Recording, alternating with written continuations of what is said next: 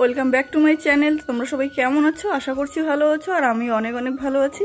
তো ছোট বড় সকলকে ভালোবাসা জানিয়ে আবার একটা সুন্দর ব্লগ স্টার্ট করছি। আশা করছি আজকের ব্লগটা তোমাদের অনেকটা ভালো লাগবে। তো কেউ স্কিপ না করে প্রথম থেকে লাস্ট পর্যন্ত দেখতে থাকো। তো প্রচণ্ড পরিমাণে রোদ উঠেছে, মানে কি বলবো, দেখো বাইরেরটা জাস্ট প্রচণ্ড রোদ উঠেছে। এভাবে ঘুরে যায় পুজোর সময়। যদি আকাশটা একটু ঠান্ডা ঠান্ডা ওয়েদার থাকতো তাহলে কত সুন্দর হতো ঘোরাফেরা, তাই না? তো ইচ্ছাই করে না যাইতে। তো যাই হোক, তো এখন আমি একটা জিনিস করব, তো সেটাও তোমাদের সঙ্গে শেয়ার করব। আর পুরো ব্লগটা তোমরা আজকে দেখতে থাকো। আজকের ব্লগটাও খুব ইন্টারেস্টিং হতে চলছে, ঠিক আছে?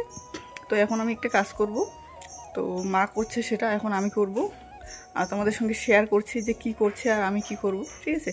তো চলো দেখাই তোমাদের। আর এই যে দেখো, এখন আমি চলে এসেছি রান্নাঘরে। আর এই যে মা করছিল, এখন আমি করব সবগুলো। নারকেল কুটনি করব আর নাড়ু করব আর কি। সবাই তো পুজোর সময় নাড়ু, তারপর মুড়ি মোয়া আর খই চিরা অনেক কিছুই থাকে।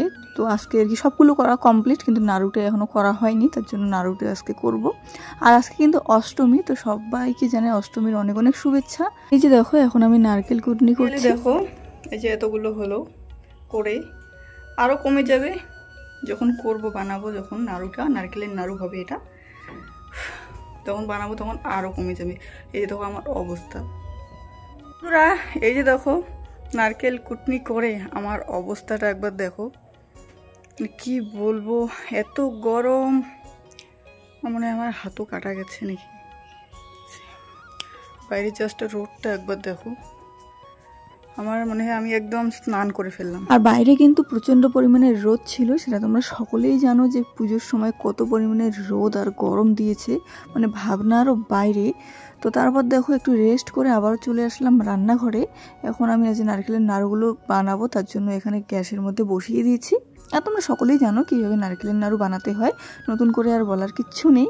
তো তারপর এখানে দেখো ভাজা কমপ্লিট, এখন বাবা মা আমি নারকেলের নাড়ুগুলো করে নিচ্ছি তাড়াতাড়ি। আর এই যে দেখো আমাদের পুরো একদম নারকেলের নাড়ু রেডি, আর এক থালা হয়েছে নারকেলের নাড়ু। আর আজকে কিন্তু আমি সকাল সকাল ঘুম থেকে উঠে গেছি মোটামুটি 6টার দিকে। তো 6টার দিকে উঠে সব কিছু করা কমপ্লিট। এখন আমি একটু স্নান করে নীল পলিশ পরছি, এখন 8টা বাজে। তো এদিকে মা দেখছি মুড়ির মোয়া বানাচ্ছে।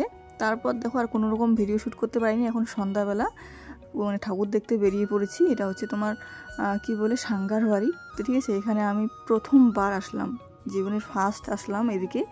তো এই যে উনি দেখছে আর কি, প্যান্ডেলটা ভালোই করেছিল, ঠিক আছে। এই দেখো বাইরে এই যে সবাই আর কি যাচ্ছে, মানে এখন এই প্যান্ডেল দেখা শেষ, আর এক জায়গায় যাব। তো সেখানে আগে কিছু খাওয়া দাওয়া করবো, তারপর যাব। এই যে এটা হচ্ছে সাঙ্গার বাড়ির প্যান্ডেল।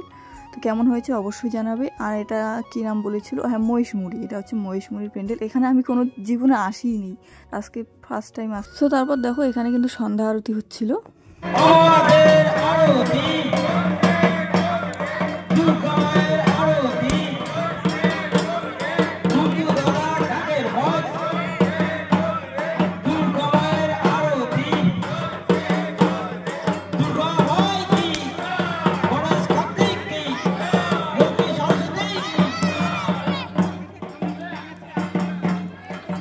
তো তারপর দেখো ওখানে সন্ধ্যা আরতি দেখার পরে আমরা চলে এসে আরেক জায়গায়। তো এটা হচ্ছে সরকারি হাট। তো সরকারি হাট থেকে তোমরা কারা কারা আমার ভিডিও দেখো অবশ্যই কমেন্ট করে জানাবে, ঠিক আছে। আর এই যে দেখো লাইটিং করেছে রাস্তা থেকে, মানে উপরে চেনগুলো দিয়েছে।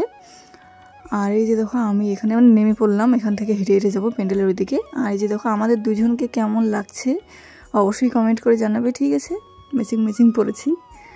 তো দেখো এখন যাচ্ছি। আর এই যে দেখো প্যান্ডেল, এটা হচ্ছে সরকারি হাটের প্যান্ডেল। তো কেমন লাগছে অবশ্যই কমেন্ট করে জানাবে। আর এখন যাব আমরা বাড়ির দিকে। আর এই যে দেখো প্রতিমা সুন্দর করেছে, মানে সিম্পলের মধ্যে করেছে, যেরকম নর্মাল থাকে না ওইরকমভাবে করেছে, ভালোই আর কি। তো এইদিকে তো আমি জীবনের প্রথম আসলাম, আজকে ফার্স্ট টাইম আমি এদিকে সাঙ্গার বাড়ি মহিষমুড়ি সরকারি হাট এইদিকেই দেখতে আসলাম। রং সাইড হয়ে আমাকে ভালো লাগেনি এদিকে। তো যাই হোক আসলাম ফার্স্ট টাইম, মানে কোনোদিন আসিনি, তার জন্য ভাবলাম যে চলো ঘুরে আসি, গিয়ে দেখি কেমন। আর যাদের সাথে গিয়েছিলাম মানে আত্মীয়গুলোর সাথে, তো ওরা ওইদিকে সাঙ্গার বাড়ির দিকে, সাঙ্গার বাড়ি মহিষমুড়ি থেকে ওদিক দিয়ে বাড়ি চলে গেছে। আমরা এদিক দিয়ে সরকারি হাট মানে এখানে এসেছি প্যান্ডেল দেখার জন্য, ঠাকুর দেখার জন্য। আর এই যে দেখো এখানে একটু ভিডিও ক্যাপচার করে নিলাম, তো ভিডিওটা ভালো আসেনি, কালো মানে একদম অন্ধকার এসেছে। আর এখান থেকে গাড়িটা নিয়ে নিলাম। আর এই দেখো যেতে যেতে আর একটা প্যান্ডেল, তো এখানে ঢুকিনি কারণ অনেকটাই রাতি হয়ে গেছিলো তার জন্য। তারপর বাড়িতে গিয়ে আর কোনো রকম ভিডিও শ্যুট করতে পারিনি, এটা পরের দিন সকালবেলা। তো আজকের ভিডিওটা তোমাদের কীরকম লাগলো অবশ্যই কমেন্ট করে জানাবে, আর ভালো লাগলো তো লাইক কমেন্ট এবং সাবস্ক্রাইব করে দিবে। দেখা হচ্ছে নেক্সট ভিডিওতে, ততক্ষণের জন্য টাটা।